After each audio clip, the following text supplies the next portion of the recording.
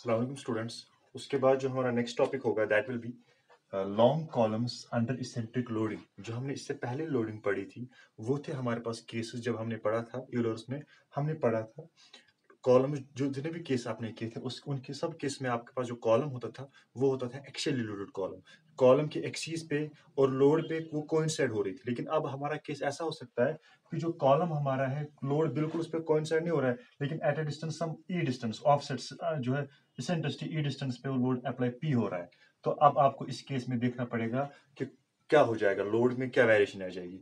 ये वाला जो हम डिराइवेशन करेंगे सिर्फ एक केस के लिए हम करेंगे। आप बोलोगे सर क्यों एक केस के लिए? क्योंकि जब हम एक केस के लिए पता करेंगे हम बाकी उस केस जो हमें फॉर्मूला लिखी हम उसको बाकी के लिए यूज कर सकते हैं by simply changing the effective length.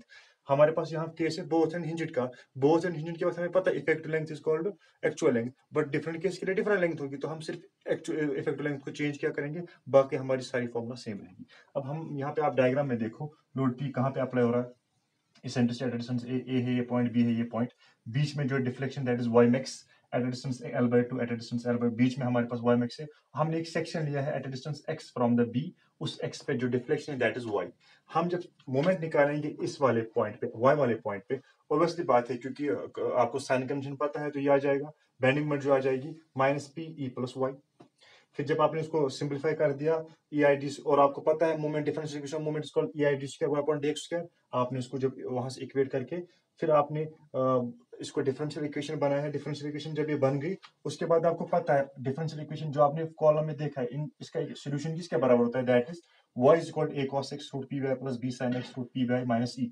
अब यहाँ पे ए और बी है that is constant of integration. इन कांस्टेंट ऑफ इंटीग्रेशन को आप कैसे करोगे, बाय यूजिंग बाउंड्री कंडीशन। आपके पास सबसे पहली बाउंड्री कंडीशन रहेगी जब x जीरो था y भी जीरो था, तब जब आपने वो कंडीशन इसमें डाल दी तो आपको निकलेगा a is equal to e।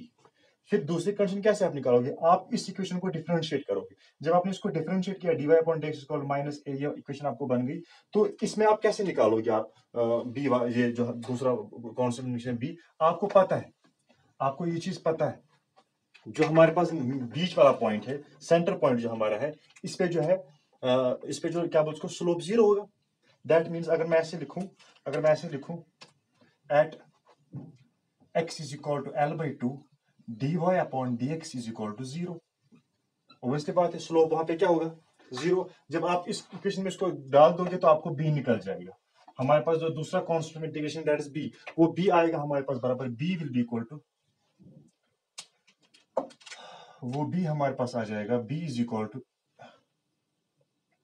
E tan root P by E I into L by two. ये हमारे पास बी आएगा।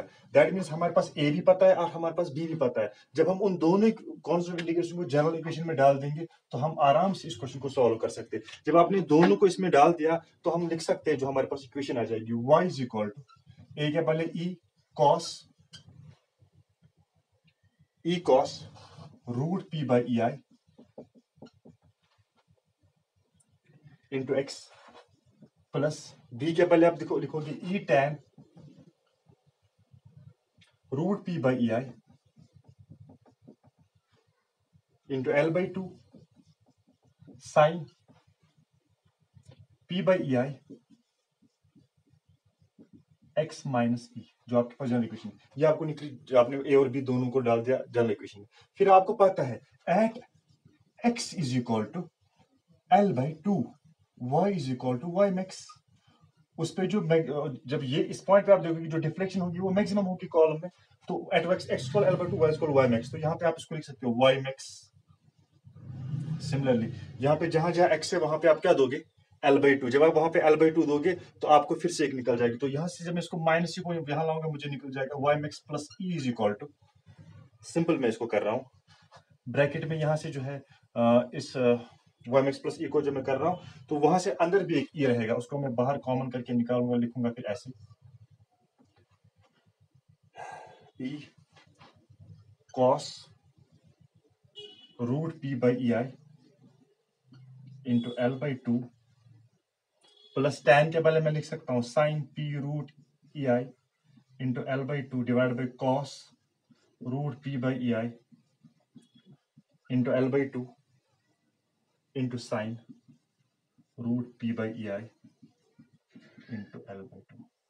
ये आप ऐसे कर सकते हो, आपने दोनों इक्वेशंस को इसमें आपने जब इसको कॉमन निकाला तो आपको ये बन गई, क्योंकि tan के बदले आप लिख सकते हो साइन बाई कॉस, तो ये इक्वेशन बन गई। फिर अगर आप इसको दोगे, कॉस को यहाँ पे दोगे, और ये क्या बन जाएगा, फिर ये बन जाएगा यहाँ से cos square P by E I into L by square plus sine square, cos square plus sine square आ जाएगा 1, तो यहाँ पे बन जाएगा Y max plus E is equal to E divide by cos P by E I into L by two. ये बन जाएगी हमारे पास Y max plus is equal E divide by cos P by E I root L by to. जब आपको ये equation बन गई वाई मैक्स प्लस ई, अब आप सिंपली अगर मैं आपको बोलूंगा इस कॉलम में बेंडिंग मोमेंट कहां पे मैक्सिमम होगी, ऑब्वियसली बात है जहां पे फोर्स आर्म ज्यादा होगी। फोर्स आर्म कहां पे ज्यादा होगी, जहां पे वाई ज्यादा होगा, दैट मींस वाई मैक्स। तो इस पॉइंट पे जो हमारे बेंडिंग मोमेंट वो होगा मैक्सिमम, मैं लिखूंगा मैक्सिमम बी एम मैक्स। वो किसके बराबर होगा, this load into maximum force arm का बनेगी जब सेंटर पे होगा, this Y max plus E that is into E plus Y max. Similarly Y max plus E, तो आपको पता है ई प्लस वाई मैक्स के बदले आपको ये वैल्यू, तो आपको आ जाएगा पी इंटू, इसके बदले आप दोगे E divide by cos root P by E I into L by two. This is जो हमारे पास, this is bending moment, maximum bending moment is P into E cos root P by into L by two. और ये कहां पे आपने देखा maximum, this is that is at the centre. ये तो हमारे पास था मैक्सिमम बेंडिंग मोमेंट। अगर आपको निकालना होगा, अगर आपको निकालना पड़ेगा बेंडिंग स्ट्रेस, आपको पता है बेंडिंग स्ट्रेस कैसे निकलता है, बेंडिंग स्ट्रेस की फॉर्मूला आपको पता है, that is M by I bending stress F B bending stress divide F by Y. तो यहाँ पे आपको बेंडिंग स्ट्रेस कैसे निकलेगा, that will be equal to F B will be equal to M into Z, क्योंकि आपको पता है I by Y is equal to Z, Z is section modulus. तो यहाँ पे आप बेंडिंग स्ट्रेस को अगर आप यूज करोगे, बेंडिंग स्ट्रेस को अगर आप इन टर्म्स ऑफ मोमेंट निकालोगे, मोमेंट आपको पता है, मोमेंट के बदले आप क्या लिखोगे, यहाँ पे आपको आ जाएगा bending stress is equal to moment के बदले आप लिखोगे PE divide by cos root P by E I into L by two into Z, Z is I by Y. तो this is the bending stress, ठीक है ना, ये आपको यहां से निकल गया बेंडिंग स्ट्रेस।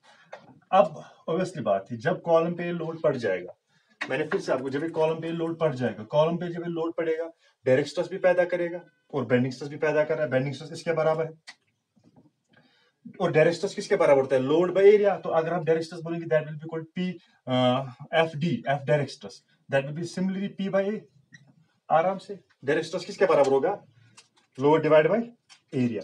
तो अगर आपको बोला जाएगा what is the maximum stress, अगर आपको बोला जाएगा what is the maximum stress, maximum stress P sigma max या F max for the column under eccentric condition, under eccentric condition, वो होगा simply bending stress plus direct stress. Bending stress अभी आपने निकाला, वो किसके बराबर था आपको, P into E, 1 by cos के बदले हम सेक लिख सकते हैं, सेक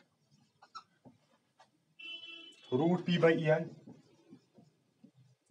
into L by two divide by Z, ठीक, प्लस पी बाई ए। ये हमारे पास बन जाएगा maximum bending stress for a column under eccentric loading. Simply हमने किया, ये था हमारे पास bending stress, this plus direct stress, ये हमारे पास निकला। आपके जो एग्जाम में आ जाता है question stresses under eccentric loading, stresses में आपने देखा मैक्सिमम स्ट्रेस जो आ रहा है that is bending stress plus direct stress. Bending stress को हमने डिराइव किया और इसको हमने क्या बोलते, उसको डायरेक्ट स्ट्रेस को सीधे हमने पी बाई ए कर दिया, ठीक है ना।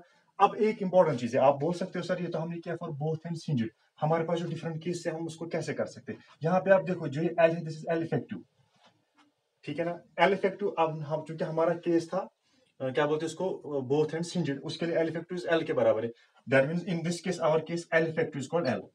बट अगर हम दूसरा केस लेंगे, for example both ends fix, both ends fix, both ends fixed, for both ends fixed we know L effective is equal to L by 2, clear। गो हम अगर हम both ends fixed के लिए कर रहे हैं, अगर हमारे पास कल कोई केस आएगा जिसमें both ends fixed होंगे ऐसे, यही बाकी सारी चीजें होगी, तो आप इसमें क्या करोगे, आप सिमिलर इस L इफेक्टिव के बदले दोगे L by 2, तो ये फॉर्मूला यहाँ पे बन जाएगी सीधे L by 4। क्योंकि ये फॉर्मूला में एल इफेक्टिव है। जब आपने एल इफेक्टिव के पहले क्या दिया उसका वैल्यू, तो वो आ जाएगा L/4। गो हर एक केस के लिए हम इस चीज को फिर सॉल्व कर सकते हैं, चाहे वो हमारे पास बोथ अनहिंज्ड हो, वन अनहिंज्ड, हम उसमें इफेक्टिव लेंथ को सबस्टिट्यूट करके उस चीज को कर सकते हैं। ये था हमारे पास long column subject of the eccentric load. Thank you.